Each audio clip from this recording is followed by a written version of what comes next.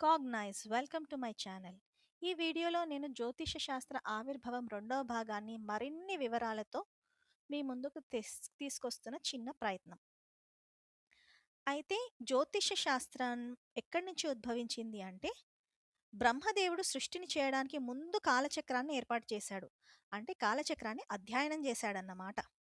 ఈ కాలచక్రం ఏమిటి, కాలము, గ్రహాలు, నక్షత్రాలు ఇవన్నీ ఏంటి అన్న జ్ఞానాన్ని ముందుగా బ్రహ్మదేవుడు అధ్యయనం చేశాడు. ఈ అధ్యయనంలో భాగంగా బ్రహ్మదేవుడు శక్తులను కూడా అధ్యయనం చేశాడు. ఈ ఎనర్జీస్ ఏంటివి, ఏ శక్తి నుంచి ఏ శక్తులు ఉద్భవించినాయి అన్నది కూడా బ్రహ్మదేవుడు ముందుగా అధ్యయనం చేశాడు. అయితే జ్యోతిష్యం వేదాంగాలలో ఒకటి అని చెప్పబడింది.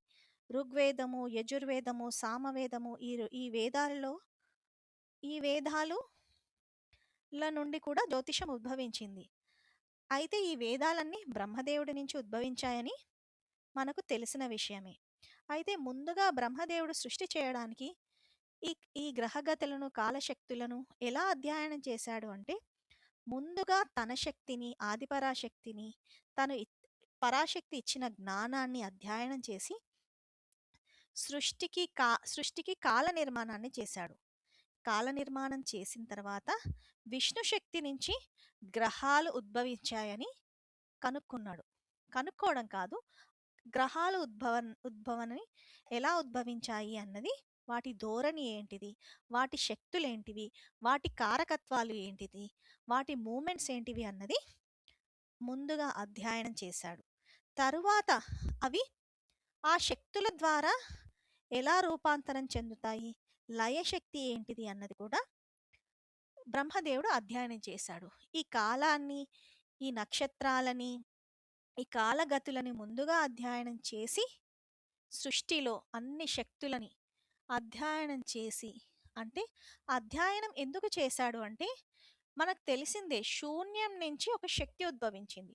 ఆ శక్తి నుంచి త్రిమూర్తులు ఉద్భవించారు, త్రిమూర్తి శక్తులు ఉద్భవించారు. ఈ శక్తుల నుంచి మరిన్ని శక్తులు ఉద్భవించాయి. ఉదాహరణకి 9 గ్రహాలు విష్ణువు నుంచి ఉద్భవించాయని చెప్పుకుంటారు. అందుకే ఒక్కొక్క గ్రహము ఒక్కొక్క విష్ణు అవతారం అని చెప్తారు.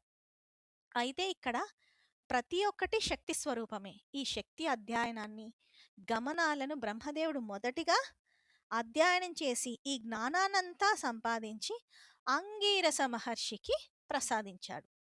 ఈ జ్ఞానాన్ని తను బ్రహ్మ సృష్టి చేయడానికి ముందుగా ఈ జ్ఞానాన్ని ఆర్జించి, తరువాత అధ్యయనం చేసి ఆర్జించి తరువాత ఈ జ్ఞానాన్నంతా అంగీరస మహర్షికి ఇచ్చాడు. అంగీరస మహర్షి దైవశక్తులను నమ్మి మరలా బ్రహ్మ ఇచ్చిన జ్ఞానాన్ని మరలా అధ్యయనం చేస్తూ దాని మీద ఇంకెక్కువ రీసెర్చ్ చేసి బ్రహ్మశక్తి అంటే ఏంటిది, విష్ణుశక్తి అంటే ఏంటిది, శివశక్తి అంటే ఏంటిది, అన్ని జ్ఞానాలని సంపాదించి, గ్రహ చలనాలేంటివి ఇవన్నిటిని సంపాదించి ఈ జ్ఞానాన్నంతా, ఈ జ్ఞాన భాండాగారం అంతా దేవగురు అయిన బృహస్పతికి ప్రసాదించాడు. ఈ దేవగురు బృహస్పతి మరలా వీటి మీద అధ్యయనం చేసి కొన్ని సూత్రాలని, కొన్ని జ్యోతిష శాస్త్రాలని తను రచించాడు.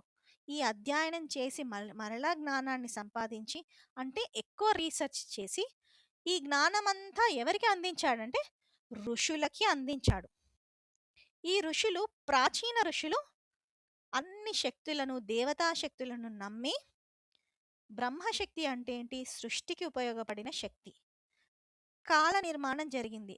బ్రహ్మ నుంచి ఉద్భవించిన మరలా శక్తులు ఏంటివి, ఏ ఋషులు ఉద్భవించారు, ఏ శక్తులు ఆ ఋషులకు ఉన్నాయి, ఏ వేదాలు ఉద్భవించాయి, ఆ వేదాలకున్న శక్తి ఏంటిది, దాని ప్రమాణం ఏంటిది, అవి ఎలా నడుస్తున్నాయి, వాటి ప్రకారం ఎలా, వేదాలలో చెప్పిన ప్రకారం కర్మలు ఎలా జరుగుతున్నాయి, దేని ఆధారం మీద జరుగుతున్నాయి అన్న అధ్యయనం అంతా కూడా ఋషులు చేయడం ప్రారంభించారన్నమాట.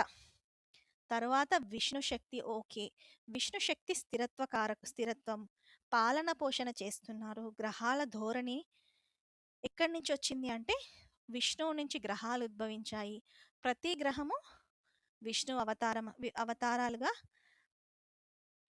ఉంటాయని, అంటే విష్ణువు నుంచి ఆ గ్రహాలు ఉద్భవించాయని, ఇవన్నీ కూడా రీసెర్చ్ చేసి స్టడీ చేయడం మొదలుపెట్టారు. అన్ని జ్ఞానాన్ని సంపాదించి ఈ ఈ ఋషులు గ్రహ చలనాలను గమనించడం ప్రారంభించాడు.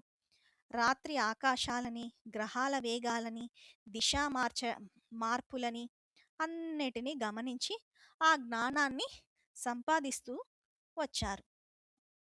ఆ గమనించిన క్రమంలో 27 నక్షత్రాలు, 9 గ్రహాలు, వాటి చలనము, కాలగతులు, గ్రహ సంచారాలు, ఇవన్నీ ఎలా ప్రభావం మనిషి మీద, జీవరాశుల మీద, బ్రహ్మ సృష్టించిన సృష్టి మీద, బ్రహ్మ సృష్టించిన కాల పరిమితి ఎలా ప్రభావితం చేస్తుంది జీవరాశుల మీద, బ్రహ్మ సృష్టి మీద, అన్నిటినీ అధ్యయనం చేసి వారు మరిన్ని సూత్రాలని, గ్రంథాలని, శాస్త్రాలని రచించటం మొదలుపెట్టారు.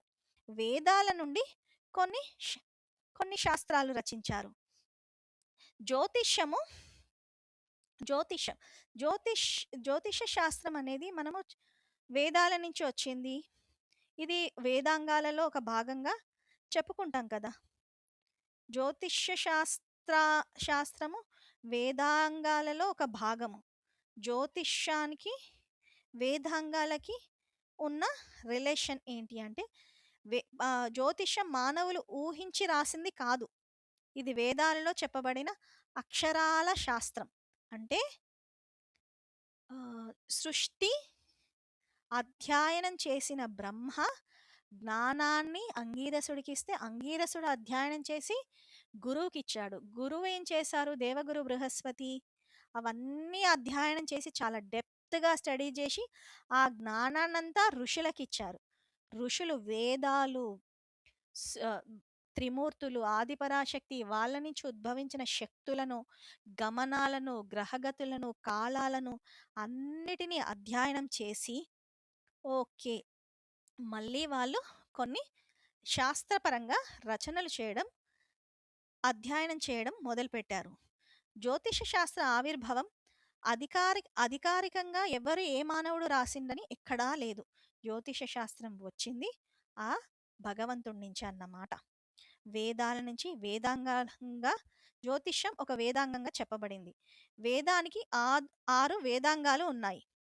1 శిక్ష, 2 కల్పం, 3 వ్యాకరణం, 4 నిరుక్తం, 5 ఛందస్సు, 6 జ్యోతిష్యం. అంటే జ్యోతిష్యం వేదానికి భాగంగా సృష్టించబడింది కాదు అని తెలుసుకోవాలి. జ్యోతిషాన్ని జ్యోతిష శాస్త్రం గురించి మరికొన్ని వివరాలు తెలుసుకుందాం. జ్యోతిష శాస్త్రంలో దీర్ఘ అధ్యయన యోగ దృష్టి చేసి పరాశర మహర్షి, మిగతా మహర్షులు, గొప్ప గొప్ప ఎవరు వరాహమిహిరుల వారు చాలా అధ్యయనాలు చేసి మనకి కొన్ని ఇంకా కొంచెం డెప్త్ నాలెడ్జ్ జ్యోతిష్యం మీద మనకి ఇచ్చారు.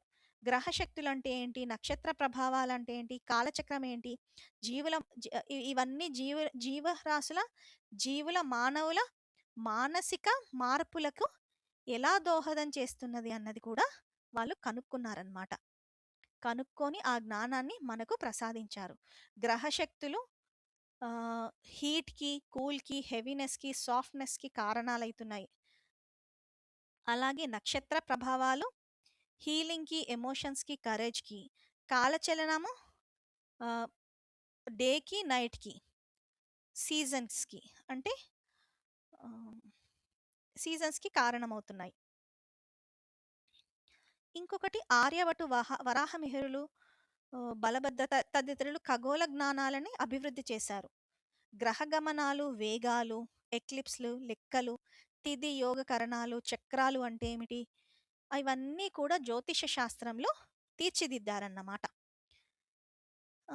ఇంకొకటి వేదాలు, పురాణాలు ఏమి చెప్తున్నాయంటే, శివుడు రుద్రాధ్యాయము జ్యోతిష రహస్యాలను రాశారని, విష్ణు కాలచక్రము, బ్రహ్మ గ్రహాల నిర్వాహకం కాలచక్రాన్ని, విష్ణు గ్రహగతులని, సూర్యదేవుడు సూర్య సిద్ధాంతాన్ని, ఇవన్నీ కాలచక్రాలు అంటే కాలం ఎలా ప్రవర్తిస్తుంది అన్న సిద్ధాంతాలని వీరు కూడా రచించి ఆ జ్ఞానాన్ని యోగ దృష్టితో మహర్షులకు అందించారు. మహర్షులు వాటిని అధ్యయనం చేసి మనకు అందించారని చెప్పొచ్చు. ఇంకా మరికొన్ని విషయాలలోకి పోతే జ్యోతిష శాస్త్రము అంత గొప్ప శాస్త్రము ఇంకొకటి లేదు. జ్యోతిష శాస్త్రం నుంచే ఎన్నో శాస్త్రాలు, జీవశాస్త్రము, వృక్ష శాస్త్రము, జంతు శాస్త్రాలు, ఇవన్నీ వివిధ శాస్త్రాలన్నీ జ్యోతిష శాస్త్రం నుంచే ఉద్భవించాయి. తరువాత తరువాత జ్యోతిష శాస్త్రము జాతక శాస్త్రంగా కూడా అభివృద్ధి చెందింది. ఇది కాలము, నక్షత్రాలు, గ్రహ సంచారాలు మానవ జీవితంపై ఎలా ప్రభావం చూపుతున్నాయి అని గమనించి జ్యోతిషాన్ని క్రమంగా విభజించారు. అందులో గణిత శాస్త్రం, గణిత జ్యోతిష్యం, జాతక జ్యోతిష్యం, వ్యక్తి జీవితం గురించి. గణిత జ్యోతిష్యం ఏంటి అంటే గ్రహాలు ఎక్కడున్నాయి, వాటి గమనాలు ఏంటిది అన్నది లెక్కలు కట్టడానికి గణిత జ్యోతిష్యం ఆవిర్భవించి జ్యోతిష్యాన్ని మనకిచ్చారు. 3 ప్రశ్న శాస్త్రం, సంహిత, ముహూర్త జ్యోతిష్యాలు, శుభకాల నిర్ణయానికి ముహూర్త జ్యోతిష్యాలు. సంహిత జ్యోతిష్యం ఏంటి అంటే జ్యోతిష్యం ప్రకృతి ఫలితాలు తెలపడానికి సంహిత జ్యోతిష్యాన్ని మనకు ప్రసాదించారు. మరిన్ని వివరాలలోకి వెళ్తే జ్యోతిషం బ్రహ్మాండ శక్తిని చూడటానికి ఒక రిసోర్స్ అన్నమాట మనకి. జ్యోతిషం అనేది సృష్టిలో నడుస్తున్న శక్తుల ప్రవాహం. మన కర్మ జీవితానికి సంబంధించిన కాలబలం, గ్రహాల ద్వారా చూపే దేవతా శక్తుల సూచనలు అంటే సూచనా శాస్త్రం అని. అందుకే జ్యోతిష శాస్త్రాన్ని కాలజ్ఞానం అని కూడా అంటారు. జ్యోతిష శాస్త్రం తత్వాలను అభ్యసించడానికి కూడా ఉపయోగపడే శాస్త్రం అని కూడా చెప్పొచ్చు. మరిన్ని వివరాలు మనం నెక్స్ట్ వీడియోలో తెలుసుకుందాం జ్యోతిష శాస్త్రం గురించి. ఇంకా ఒక వీడియో జ్యోతిష శాస్త్ర ఆవిర్భావం మీద చిన్నగా చేస్తాను. Thank you.